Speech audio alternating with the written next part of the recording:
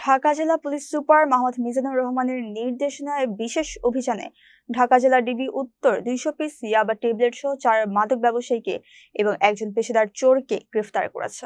গত 29 এপ্রিল রাতে সাভার মডেল থানাধীন কুটিবাড়ি ও মুটুকপাড়া এলাকায় ডিবি উত্তরের অফিসার ইনচার্জ সাইদুল ইসলামের নেতৃত্বে এসআই মোহাম্মদ জুয়েল মিয়া অভিযান চালিয়ে মোহাম্মদ সোহেল রানা, মামুন আহমেদ, মোহাম্মদ রাজু হোসেন, মোহাম্মদ মিন্টু মিয়াকে আনুমানিক 60,000 টাকা মূল্যের 200 পিস ইয়াবা সহ গ্রেফতার করেন। একই রাতে অপর এক পৃথক অভিযানে এসআই শাহাদাত হোসেন আশুলিয়া থানাধীন আউকপাড়া এলাকা থেকে পেশাদার চোর দলের সদস্য মোহাম্মদ হোসেন ভান্ডারীকে গ্রেফতার করেন। পুলিশ জানায়, গ্রেফতারকৃত মামুন আহমেদের বিরুদ্ধে 4টি, রাজু হোসেনের বিরুদ্ধে 2টি, মিন্টু মিয়ার বিরুদ্ধে 3টি এবং চোর দলের সদস্য হোসেন ভান্ডারীর বিরুদ্ধে 7টি মামলা রয়েছে।